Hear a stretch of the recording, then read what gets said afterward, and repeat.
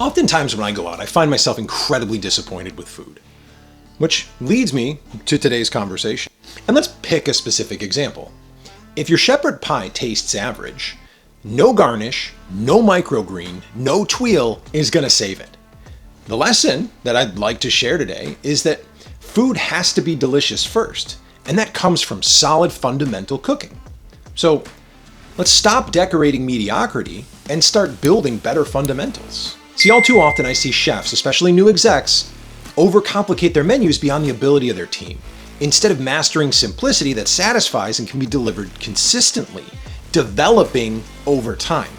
Now stay with me for the next few minutes because I'm going to break down how knowing the minimum viable product, the MVP, that your guests, members, clients expect helps you stay focused on the key measurements that actually matter most. So quick story.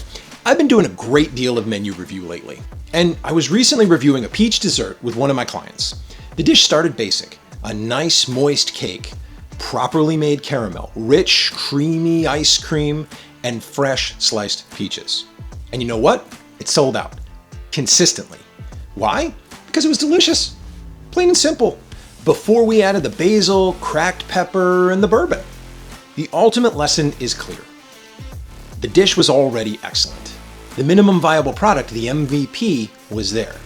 And that's what matters and should matter before anything else. See, all too often chefs chase complexity when consistency is what really delivers. We fall into this trap. I did as a young chef as well. Tweaking, garnishing, elevating, inventing, creating, without anchoring the dish in the basics. Delicious food, consistent execution, happy guest. When you define the MVP of any dish or process, you create the measuring stick and the benchmark for success. A baseline, a bar, a way to say this works before you try to make it prettier, fancier, better. If you're pushing the kitchen forward, but still can't step away without things breaking down, it's time to fix the foundation. Then it's time to dial in to the MVP.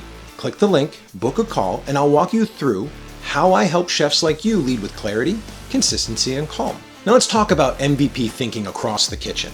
Not as doing the minimum, but to make sure that the minimum expectations are understood and met so that they can be exceeded. Going back to that shepherd's pie. The minimum viable product, or MVP, as I've mentioned before, give or take some regionality and family history, is seasoned delicious savory meat, rich flavorful gravy, sauce, creamy mashed potatoes, well seasoned, melted cheese, possibly vegetables, carrots, peas, onions. Now, if those 5 things aren't right, nothing else is ever going to matter. No tuile, no microgreens, no fluff. If the dish is cold, same thing. Minimum viable product. Now, zoom out and let's look at a process like menu development.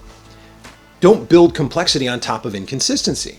Start with food that your cooks can nail every single time. MVP menu design means trimming the fat and leading with dishes that your team can execute that meet a member standard with pride and consistency. When it comes to kitchen systems, it's not necessary to write a 12-page, perfect, well-documented SOP if your team can't execute the simple steps of that process. If Mies isn't consistent, it doesn't matter.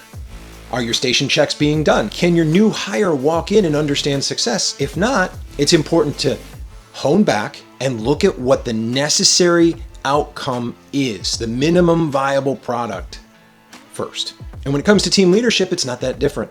Before you start pushing leadership training, personal development, and leadership philosophy, ask yourself if your team knows with clarity what's expected of them. Do they have clarity around their priorities? Do they have the tools, here, systems, to operate to the standard?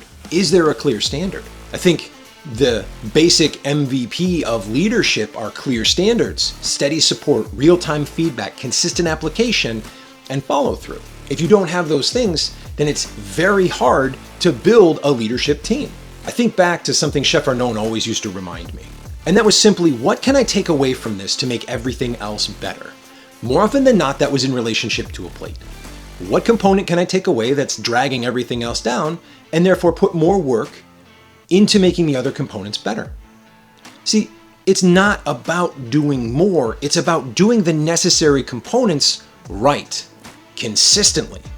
And that's how we build credibility, rhythm, and trust. And in the end, you can always add basil flowers and a cracked black pepper tuile later. But in the example of our dessert, if the peaches suck, nothing else matters. So here's what I hope you take away.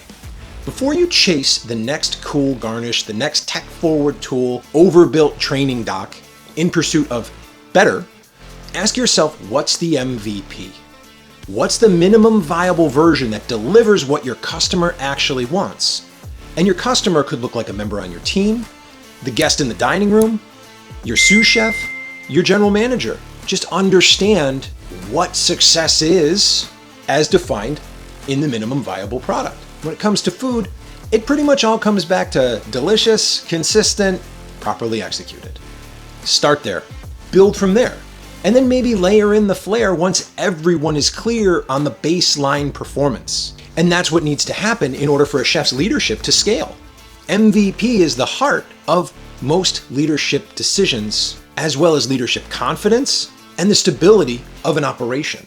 And if you hear this and this video sparked something for you, give it a like, drop a comment, and share it with someone trying to do too much, too fast, and losing sight of what matters most. I invite you to subscribe for more insight on culinary leadership, structure, and team development. And if you're ready to evolve your leadership without the burnout, book a call and let me show you how I support chefs like you. Until next time, thank you for watching, and remember, excellence only comes after good gets consistent. I'll see you around.